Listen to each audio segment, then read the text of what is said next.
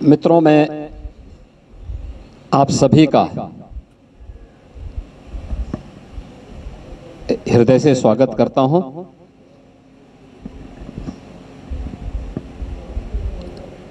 ये मेरा सौभाग्य है कि आज मुझे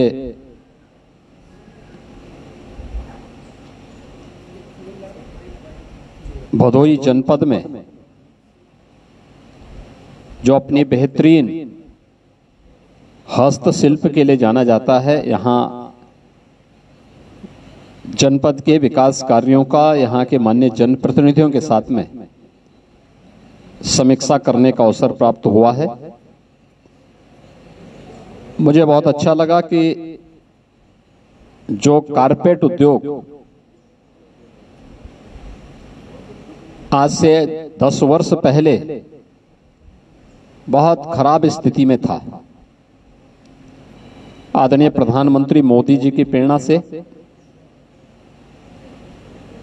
यहाँ के हस्तशिल्पियों को जो प्रोत्साहन दिया गया, आज उसका परिणाम है कि यहाँ का कारपेट उद्योग न केवल उत्तर प्रदेश में बल्कि देश में भी एक्सपोर्ट में 60% योगदान उत्तर प्रदेश का, और उत्तर प्रदेश में जो एक्सपोर्ट हो रहा है उसमें 60% से अधिक शेयर अकेले भदोही जनपद का है। इसे जीआई टैग भी मिल चुका है और इसीलिए यहाँ पे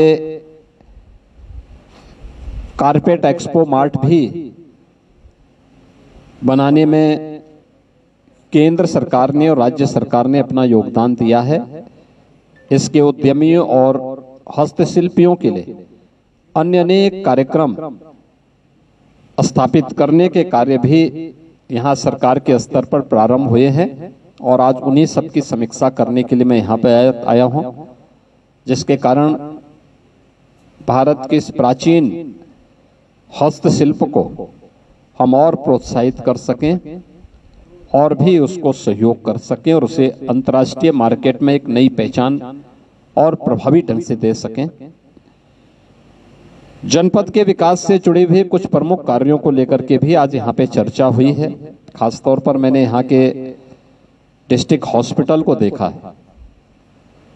पिछली सरकारों की बेईमानी और भ्रष्टाचार का वह एक जीवंत स्मारक बन चुका था।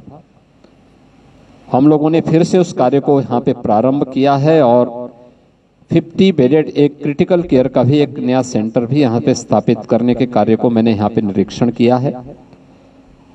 हमारा प्रयास है कि डिस्ट्रिक्ट हॉस्पिटल का जो पुराना भवन है उसके निर्माण कार्य को सरकार ने अपनी ओर से पूरी धनराशि उपलब्ध करवा दी है और दिसंबर 2025 तक इसे कंप्लीट करने का एक लक्ष्य राजकीय निर्माण निगम को दिया गया है और क्रिटिकल केयर के भी उसको हमने एक लक्ष्य दिया है। और आने वाले समय में भदोही भी हमारे उसमें है कि यहाँ पे पीपीपी मोड पर हम कोई मेडिकल कॉलेज स्थापित कर सकें और मेडिकल कॉलेज की भूमिका तैयार होती है हॉस्पिटल से।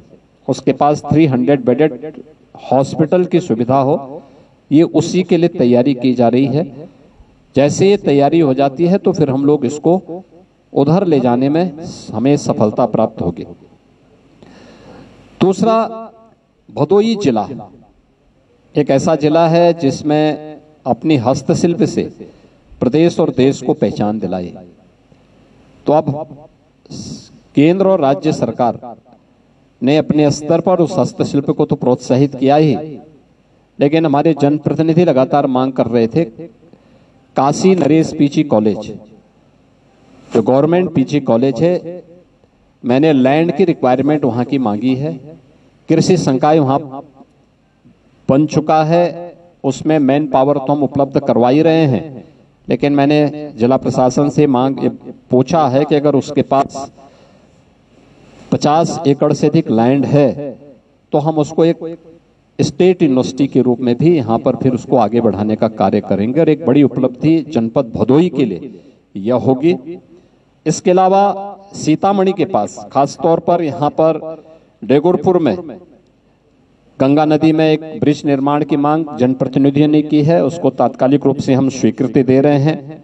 यहाँ पे गोपीगंज मिर्जापुर के बीच में रेलवे लाइन पर आरओबी के निर्माण की भी मांग यहाँ पे जनप्रतिनिधियों ने की थी। उसको भी हम यहाँ पे उसको हम लोग अपनी स्वीकृति यहाँ पर दे रहे हैं।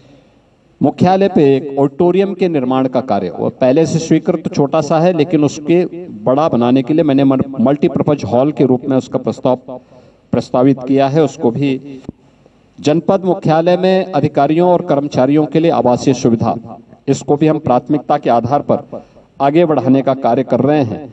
और यहाँ पे अन्य जो प्रमुख मांग और भी यहाँ पर थी, सफाई कर्मी जो आउटसोर्स से यहाँ पर मैंने उसका स्टेटस मांगा है। पंचायती राज विभाग से हम इन सभी कार्यों को प्राथमिकता के आधार पर आगे बढ़ाएंगे।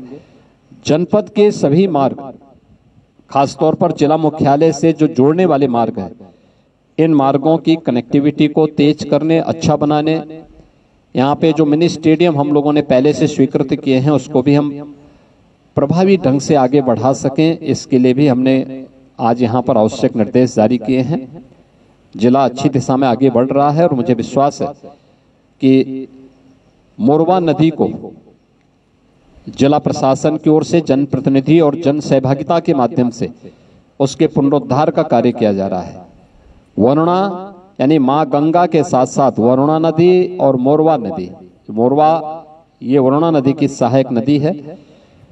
इन नदियों के पुनरुद्धार और व्यापक वृक्षारोपण के कार्यक्रम, एक पेड़ माँ के नाम, इस अभियान को भी प्रभावी ढंग से आगे बढ़ाने के लिए मैंने यहाँ पर